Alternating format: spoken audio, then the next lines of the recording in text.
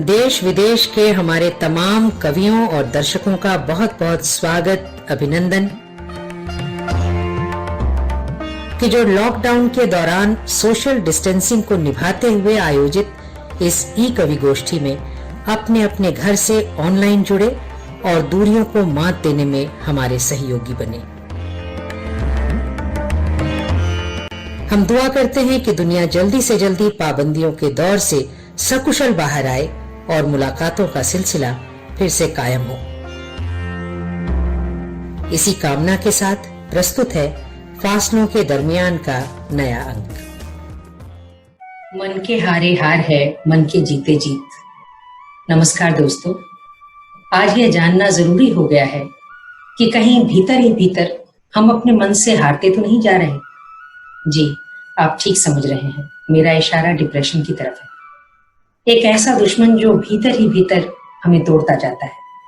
वह हमें निराशा की ऐसी लंबी और गहरी गुफा में लिए जाता है जिससे बाहर निकलने की छटपटाहट में सुशांत सिंह राजपूत जैसे सफल व्यक्ति भी अपनी जिंदगी से हाथ धो बैठते हैं। इस पर हम और बात करेंगे, मगर पहले श्रद्धांजलि स्वरूप देख लेते हैं असमय विदा कहने वाले इस कलाकार का एक अविस्मरणीय दृश्य जो अपने आप में बहुत कुछ कहता है। अब सब गलत कर रहे हैं भाई। सक्सेस के बाद का प्लान सबके पास है, लेकिन अगर गलती से फेल हो गए तो फेलियर से कैसे डील करना है, कोई बात ही नहीं करना चाहता। तो हम आज बात करते हैं फेलियर्स यानी असफलताओं पर और उससे उपजे अवसाद पर। दोस्तों, डिप्रेशन एक मानसिक स्थिति है और रचनाकार मन के डॉक्टर होते हैं। तो आइए आज अपने रचनाकारों के साथ बैठकर इसकी नब्ज टटोलें। हमारे साथ हैं वरिष्ठ कवयित्री डॉक्टर मंजू गुप्ता। नमस्कार। सुपरिचित व्यंग्यकार कवि आशीष कांधवे। नमस्कार। जिंदगी के साज पर गुनगुनाने वाले गीतकार संजय वर्मा। नमस्कार। और मैं अलका सिन्हा आप सभी का इस अभियान में स्वागत करती हूँ और कामना करती हूँ कि यह अंक हमारे दर्शकों के हृदय द्वार पर दस्तक देगा ताकि वे ऐसे लोगों को उनकी कैद से बाहर निकालने में समुचित योगदान दे सकें। शुरुआत करते हैं संजय वर्मा जी से, जो जिंदगी की धूप छांव को समान भाव से स्वीकारते हुए उसे अपने गीतों में ढालते हैं। विपरीत परिस्थितियों में भी अपनी सोच को सकारात्मक बनाए रखते हुए गुनगुनाते रहते हैं। हाल ही में प्रकाशित उनकी पुस्तक public relations and media in cooperatives an Indian perspective आजकल खासी चर्चा में है। संजय जी, फासलों के दरमियान कार्यक्रम में अलका सिन्हा जी को बहुत बहुत धन्यवाद कि उन्होंने मुझे आमंत्रित किया। ये कार्यक्रम की प्रस्तुति बहुत अच्छी है और लॉकडाउन के बाद कैसे लोगों को, कवियों को जोड़ा गया, इसकी परिकल्पना बहुत अच्छी हुई है और इसके आगे की सफलता की मैं पूरी कामना करता हूँ। जी धन्यवाद संजय जी। देखिए, ऐसा है कि लॉकडाउन अब पर काफी पाबंदियां अब हटाई जा रही हैं और थोड़ा सा खुला वातावरण हो गया है, लेकिन अभी भी काफी पाबंदियां हैं। तो इसी को देखते हुए मैं ये आपके सामने प्रस्तुत कर रहा हूँ। स्वागत है। दिन वो आ रहा जब मिलेंगे सभी, दिन वो आ रहा जब मिलेंगे सभी, बंद हो रही धड़कने बिन मिले, कोई लगा ले हमें फिर गले, बंद हो रही धड़कने बिन मिले, कोई लगा ले हमें फिर गले, करेंगे न शिकवा हम फिर कभी, दिन वो आ रहा जब मिलेंगे सभी, दिन वो आ रहा जब मिलेंगे सभी। बहुत सुंदर। खुशनुमा समय बहकाने लगा, बीते दिनों को बुलाने लगा, मिलेंगी मिटेंगी ये दूरियां तभी, दिन वो आ रहा जब मिलेंगे सभी, दिन वो आ रहा जब मिलेंगे सभी। वाह वाह, क्या बात है। दिन वो आ रहा जब मिलेंगे सभी, दिन वो आ रहा जब मिलेंगे सभी। मजा आ गया। बहुत अच्छा, धन्यवाद। ये अभी का जो वातावरण है जिसमें काफी बंदिशें हैं, हम आशा करते हैं कि जल्दी ये बंदिशें खत्म होगी और फिर नया समय हमारे सामने आएगा जिसमें हम लोग खुलकर एक दूसरे से बातचीत कर सकते हैं। तो इसी संबंध में मैंने ये लिखा है। स्वागत है आपका। दुखों के ये बादल जल्दी छटेंगे, हम इस घड़ी से मिलकर लड़ेंगे। दुखों के ये बादल जल्दी छटेंगे, हम इस घड़ी से मिलकर लड़ेंगे। गहरा अंधेरा पसरा हुआ है, हर ओर जैसे पहरा लगा है। क्या बात है। गहरा अंधेरा पसरा हुआ है, आशा के दीपक जलते रहेंगे। क्या बात है।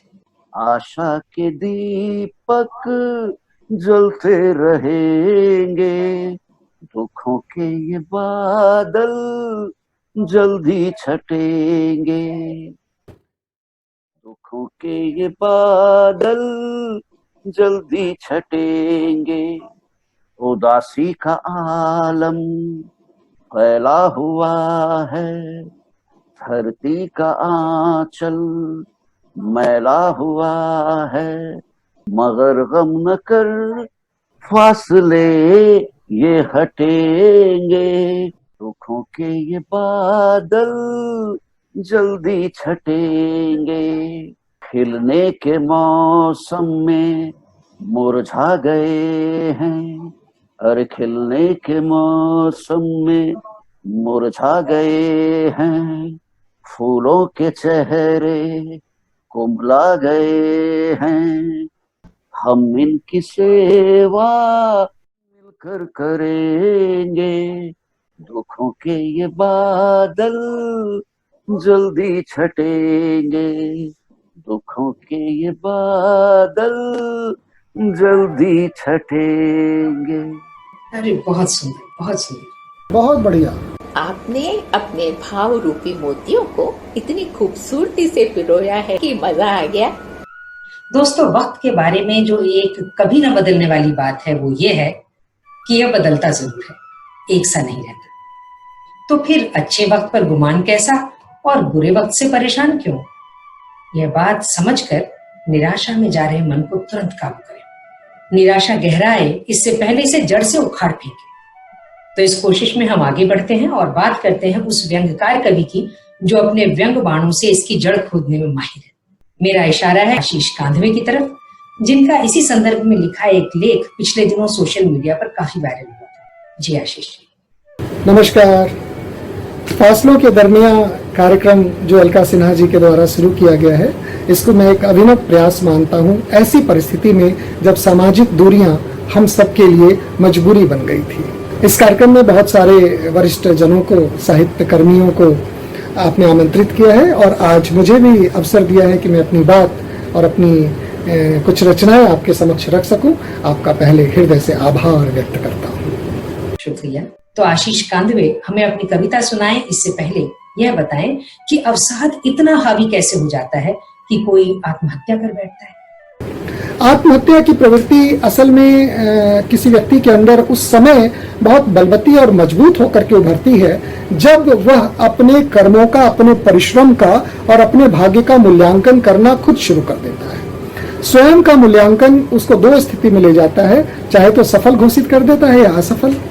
ज्यादातर स्थितियों में ये होता है कि जब आप स्वयं का मूल्यांकन करेंगे तो आप अपने आप को असफल ही घोषित करते हैं, क्योंकि आप अपने कर्मों से और अपने परिश्रम से जो निष्कर्ष निकालते हैं उसका इतना अंक आप स्वयं को नहीं दे पाते हैं कि आपको लगे कि मैं संतुष्टि की सीमा तक पहुंच चुका हूं। इसका परिणाम यह होता है कि आपको, आपकी मनोवृत्ति में, आपके मन में, आपके आंतरिक चेतना में एक तरह का द्वंद्व शुरू हो जाता है और वो द्वंद्व जब आपके व्यक्तित्व पर हावी हो जाए तो आपके अंदर एक मानसिक आतंकवाद का जन्म हो जाता है, और यही मानसिक आतंकवाद उसको ऐसे कार्य करने के लिए प्रेरित करता है जिसे हम आत्महत्या करते हैं। आत्महत्या असल में स्वयं से हार जाने की एक प्रक्रिया है। यह एक ऐसी प्रक्रिया है जिसमें अगर इसको मैं एक पंक्ति में कहूं तो आत्महत्या स्वयं को स्वयं से द्वंद्व करने के लिए विवश कर देना है, जिसमें उस व्यक्ति की मानसिक जीत तो हो जाती है पर भौतिक हार हो जाती है। यानी वो मानसिक रूप से ये सोचता है कि मैं अपने आप को खत्म कर दूंगा तो सब कुछ ठीक हो जाएगा, पर ऐसा होता नहीं है। और ये सब तभी संभव होता है जब वो अपना मूल्यांकन उस स्तर पे जाके करने की सोचता है जहां पहुंचना उसके बस में नहीं थी या भाग्य ने उसको वहां तक पहुंचने नहीं दिया। इसलिए मैं हमेशा सबको ये कहता हूं कि जितना मिला है, जो मिला है उसमें संतुष्ट रहिए। खुश रहना ही अंततः जीवन की सार्थकता है। अपनी एक कविता आप सबके सामने रखना चाहता हूं। ये कविता भी मैंने इस अवसाद को ही ध्यान में रखकर लिखा था, पर इस पूरी कविता में अवसाद शब्द का प्रयोग, डिप्रेशन शब्द का प्रयोग मैंने नहीं किया है, और इस कविता का नाम दिया है सूर्य ग्रहण। बहुत अच्छा। ग्रहण स्व अल्प आकाश में सिमटता जीवन, मृत्यु पथ अंत नहीं पर निर्धारित सीमा है, राग अवरुद्ध नहीं परंतु धीमा है, चेतना के प्रगल्भ शिशुओं की कहाँ कोई दूसरी माँ है आज पृथ्वी पर सूर्य ग्रहण। वाह वाह। ग्रहण तो आज इस धरा पे लगा है, कदम कदम पर संघर्ष बड़ा है। ग्रहण तो मनुष्य पर है, ग्रहण तो मन जीवन पर है। यद्यपि मैं हूँ भ्रांत और विमन भी, फिर भी मैं तुम्हें भूला नहीं एक क्षण भी। अंजलि में लेकर भावों का जल, अंजलि में लेकर भावों का जल, ओढ़ कर शब्दों का तुलसी दल, मैं सहज रह सकूं जब तक जीवन का है शेष प्रहर। क्या बात। श्रद्धा का संबल देना जीवन चिर यात्रा को है तत्पर। आहा, होता है जीवन में हर पल ग्रहण ही ग्रहण, बहुत सुंदर। होता है जीवन में हर पल ग्रहण ही ग्रहण। सूर्य भले ही सब दिखाता मिटाता जाता है, जीवन ग्रहण पर पग पग निकट आता जाता है। तुम पृथ्वी देखो या फिर देखो चंद्रमा, क्या बात है। शत ब्रह्मांडों में तेरा रवि मंडल, भू पर चिति तू ही भू का अंचल, लिख लिख कर भाग्य तू ही मिटाता है। कभी चंद्र तो कभी सूर्य ग्रहण बनकर आता है, बहुत अच्छा। कभी चंद्र तो कभी सूर्य ग्रहण बनकर आता है। मुझे पता है सूर्य तुम पिता हो, आहा, मुझे पता है सूर्य तुम पिता हो, तुमने कभी विराम नहीं लिया। यह सोचकर तड़प उठता है मेरा हृदय, यह सोचकर तड़प उठता है मेरा हृदय। कोई न पढ़े कोई न सुने दर्द तुम्हारा, पर तुमने भी तो कई बार तड़प कर है सिंधु को पुकारा। बहुत सुंदर। हे देव शुद्ध विधाता लेंगे, यही परंपरा बन गई। तुम्हारी उमंगों की कहाँ किसी को चिंता रह गई। मैं भी स्वहित में ही डुबकी लगाता रहा और अपने हित के लिए ही रोज तुम्हें जल चढ़ाता रहा, पर आज ग्रहण में देखा तुम्हारे मुख्य ज्योतित अंधकार है बह रहा शिला द्रव सा, मेरे उर से रस निर्झर अश्रुधार। व्यर्थ गई सारी निपुणता, क्या बात। व्यर्थ गई सारी कला निपुणता है, सब अपने अपने ग्रहणों पर सिर धूमता है। सुकुल सुवे सुवती सुहृदय दल, ग्रहण तो है हमारे कर्मों का ही फल। वाह वाह। कितने दुख आभाव दंशन नित्य झेल रहे हैं जग जन होकर शोकान्वित। हे आदित्य तेरे ही हाथों में है लोकहित, हे आदित्य तेरे ही हाथों में है लोकहित। ग्रहण टिकता नहीं अधिक रुकता नहीं, ग्रहण टिकता नहीं अधिक रुकता नहीं, बस अक्षय रहे कोश तुम्हारा, ताप अशेष रहे भानु का, और अक्षय सुधा कोश तुम्हारा। वाह वाह। और अक्षय सुधा कोश तुम्हारा। हे आदित्य तेरे ही हाथों में है लोकहित, हे आदित्य तेरे ही हाथों में है लोकहित। वाह वाह। बहुत सुंदर। बहुत बहुत आभार। बहुत अच्छी बात कही आपने आशीष भाई, बहुत सकारात्मक। यही तो हम बताना चाहते हैं कि कोई भी ग्रहण देर तक नहीं रह सकता, वह समाप्त होता है।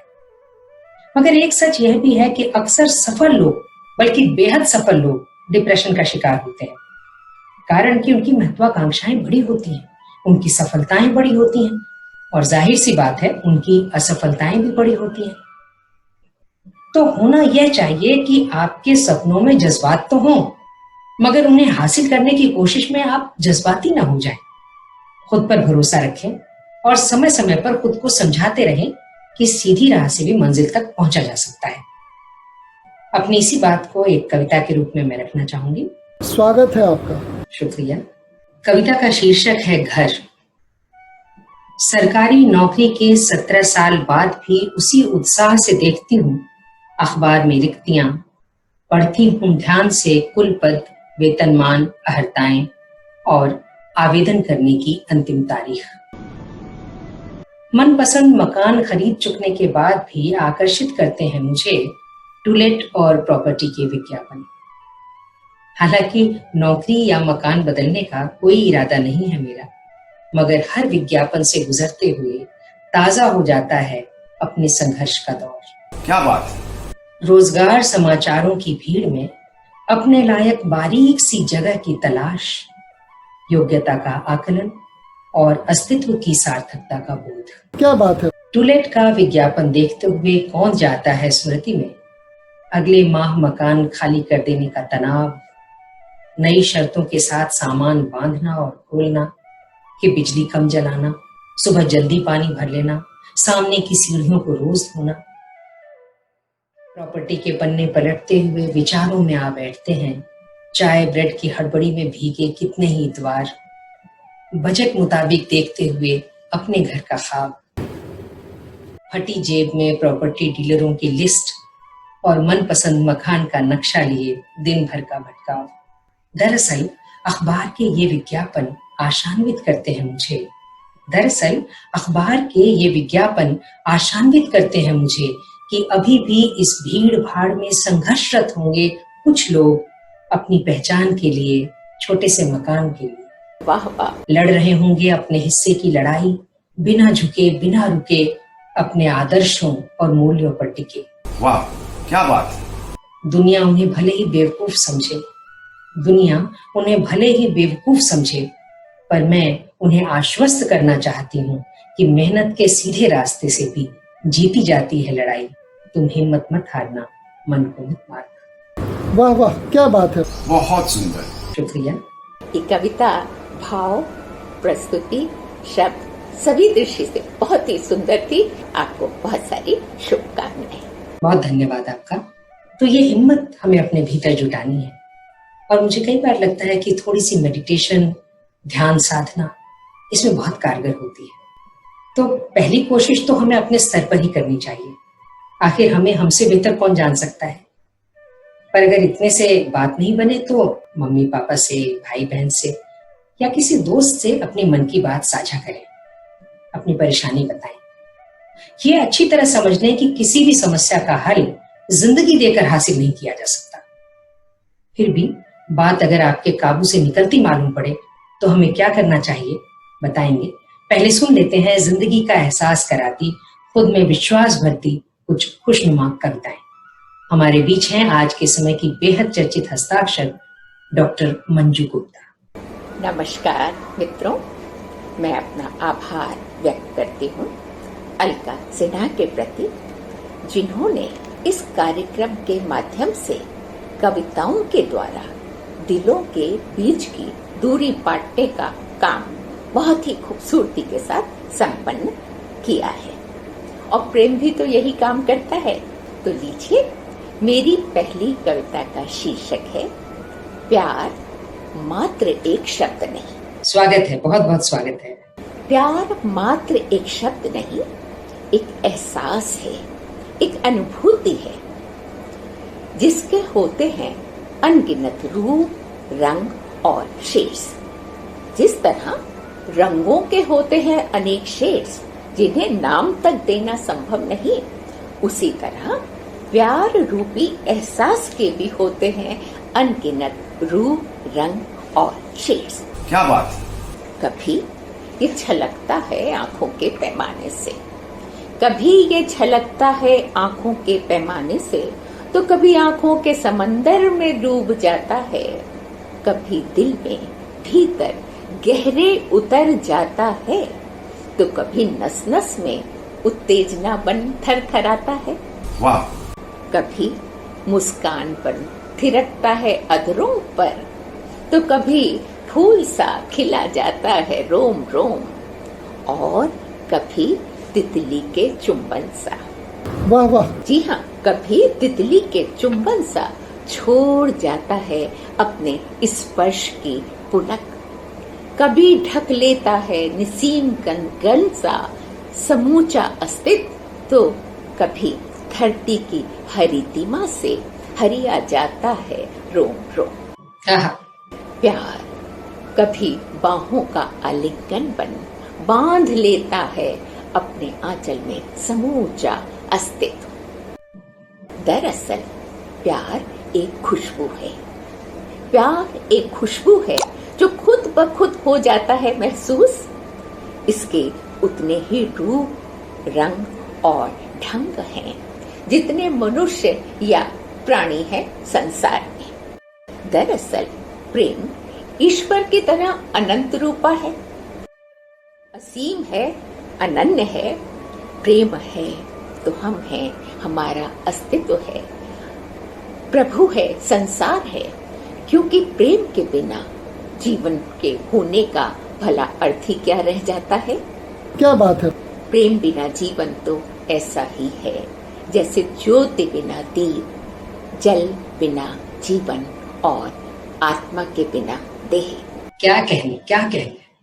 बहुत सुंदर। इसे बंधन में बांधना या देह की सीमाओं में कैद करना ऐसा ही है जैसे सागर को बोतल में भरा जाए या रोशनी को डब्बी में कैद किया जाए। क्या बात। इसलिए दोस्तों, प्रेम को मेघों सा बरसने दो खुलकर, झरझर बहने दो हवा सा निर्बाध, आने दो खिड़कियों से गुनगुनी धूप सा, और लहराने दो सागर की लहरों सा अनवरत। बहुत सुंदर। जब ये हर प्रकार के बंधन से मुक्त हो जाएगा, आजाद हो जाएगा, तो खुद ब खुद दुनिया का सारा अवसाद और अंधकार मिट जाएगा। प्यार अगर आजाद हो जाएगा तो दुनिया का सारा अंधेरा और अवसाद खुद ब खुद मिट जाएगा। वाह, क्योंकि प्रेम ही ईश्वर है। वाह वाह। प्रेम ही ईश्वर है और प्रभु स्वयं है प्रेम स्वरूपा। प्यार मात्र एक शब्द नहीं, एक एहसास है हमारे होने का, हमारे अस्तित्व का। क्या कहने, क्या कहने। बहुत बढ़िया। बहुत सुंदर। अब मैं घर बैठे सागर से मुलाकात करवाती हूँ आपकी। बहुत बढ़िया। स्वागत है आपका। आज की मैंने सागर से मुलाकात औपचारिक दुआ सलाम के बाद मैं बैठ गई तट पर, चप्पल उतार नंगे पैर। आहा, वह आया और पखार गया पांव चुपचाप, वह आया और पखार गया पांव चुपचाप। फिर न जाने कैसे भिगो गया भीतर बाहर, पहले तन और फिर मन। क्या बात। लहरें आती रहीं और बुदबुदाती रही कानों में खुसर पुसर। आंखें मन के कंप्यूटर पर उकेरती रही उनके चित्र, गूंज अनुगूंज भाव भंगिमाएं। और इस तरह न जाने कैसे और कब हम बन गए अंतरंग मित्र। मैं घंटों बैठी बतियाती रही दुनिया जहां की बातें, उलीझती रही मन की गहराइयां, और वह सुनता रहा चुपचाप बड़े धैर्य के साथ सब कुछ। वाह वाह। बीच बीच में हाथ बढ़ा सहलाता रहा बदन, उसका स्पर्श जगाता रहा पुलक, रोमांचित करता रहा मन। उसकी अगाधता, उसकी विराटता, उसकी असीमता सम्मोहित करती रही मन। क्या कहने। और दोस्तों, अब ये हाल है कि मैं लौट आई हूँ आधी अधूरी, मन छोड़ आई हूँ सागर के पास, मन छोड़ आई हूँ सागर के पास। आंखें लहरों के नर्तन में लीन हैं, पैर तट के बालू में लिपटे हैं। लेकिन अधूरी होकर भी मैं अधूरापन महसूस नहीं कर रही। बहुत बढ़िया। क्योंकि मुझे तो मिल गया है मेरी कल्पना का मीत सागर। वाह। मैं खुद छूट भी गई तो क्या, सागर को अपने साथ ले आई हूँ। मैं खुद छूट भी गई तो क्या, सागर को अपने साथ ले आई हूँ। अरे बहुत सुंदर, बहुत सुंदर, बहुत बढ़िया, बहुत सुंदर। बल्कि मैं तो कहती हूँ इन कविताओं से गुजरना भी एक तरह की थेरेपी है। लेकिन फिर भी अगर बात नहीं बन रही और अवसाद हावी होता जा रहा है तो साइकेट्रिस्ट से सलाह लेने में झिझके नहीं। क्या ऐसा ही है जैसे सरदर्द को हम लोग पहले अनुलोम विलोम से, फिर भाप लेकर या फिर कुछ देर सोकर दूर करने की कोशिश करते हैं, पर तब भी बात नहीं बनती तो सरदर्द की गोली खा लेते हैं। बस इसी तरह इसके साथ भी डील करना है। हमें खुद तलाशने हैं वे विकल्प जो हमारे लिए कारगर हो सकते हैं, जो हमारे भीतर उत्साह भर सकते हैं, नई ऊर्जा का संचार कर सकते हैं। जैसे हमारे लिए आपके ई पत्र। कहना चाहती हूँ कि आपके ई पत्र हमारे दोस्त बनते जा रहे हैं। इन पत्रों के जरिए हम आपस में बहुत कुछ साझा करने लगे। ऐसा मैंने खास करके फादर्स डे से जुड़े पत्रों को पढ़कर महसूस किया। यकीन मानिए, इतने आत्मीय पत्र, ऐसी भावात्मक शब्दावली की मन भीग गया। और सच कहूं कि इस अंक को तैयार करते हुए तो मैं एहसास की बारिश में भीगती ही रही।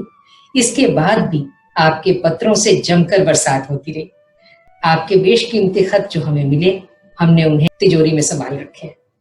और उनमें से एक खत मैं आपके बीच पढ़ना चाहती हूँ, जिसे भेजा है वरिष्ठ गीतकार सुभाष वशिष्ठ जी ने। फासलों के दरमियान का यह अंक 16 मुझे अन्य अंकों से कहीं अधिक श्रेष्ठ लगा। इस अंक में पितृ दिवस पर पिता को समर्पित सभी श्रेष्ठ कवियों द्वारा श्रेष्ठ कविताएं पढ़ी गईं, निश्चिततः श्लाघ्य। डॉक्टर हरीश नवल ने एक होते थे बाबूजी और एक हुआ करती थी अम्मा के माध्यम से बोलचाल की भाषा शैली में बाबूजी के अनुशासन के साथ साथ ध्यान भी रखने को और अम्मा के ममत्व को शब्दांकित किया। उनके लिए बाबूजी वटवृक्ष थे और अम्मा अन्नपूर्णा। पिता माता को समर्पित बहुत अच्छी कविता प्रस्तुत की। डॉक्टर स्नेह सुधा नवल की कूची से रंगे प्रकृति के सुंदर व आकर्षक चित्रों को देखने का अवसर आपने दिया अलका जी। साथ ही कवियत्री सुधा जी ने अपने पिता व गुरु डॉक्टर विजेंद्र स्नातक जी को समर्पित पुरानी नई पीढ़ी के संघर्ष को उकेरती और आदर्श को स्थापित करती हुई श्रेष्ठ कविता का पाठ किया। अलका जी, आपने दादा पोती के खूबसूरत रिश्ते को संभालती ऐसी बढ़िया कविता सुनाई कि कभी तो बच्ची के साथ दादा के बच्चे होने का जीवंत दृश्य उभर आया, तो कभी आपकी प्रस्तुति से आप समेत सभी प्रतिभागी भावुक हो उठे और रुदनाधृत भीग आई आंखों से आंसू पहुंचने को विवश हो गए। श्रेष्ठ रचना। डॉक्टर शिवनंदन सलील के गीत व ईमानदार पिता को समर्पित छतनार वृक्ष की कविता बहुत अच्छी लगी, जिसमें उन्होंने पिता की हिदायत का विशेष उल्लेख किया कि कलम कस के पकड़ना, कहीं फिसल न जाए। गोष्ठी में सबसे पहले पढ़ने वाली सुश्री आरती स्मिथ ने तीनों बेहतरीन कविताएं पढ़ी। सलीब पर के बाद यादों की अलगनी पर में क्रमशः पिता व पुत्री के बीच बड़े होने के साथ साथ रिश्तों की सतरों को बहुत खूबसूरती के साथ प्रस्तुत किया गया था।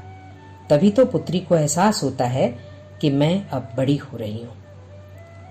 अंतिम कविता सवाल पिता से में आरती जी ने अपने सहित सभी को भाव विह्वल कर दिया। पिता ने अपने लिए चुना अंधेरा कोना।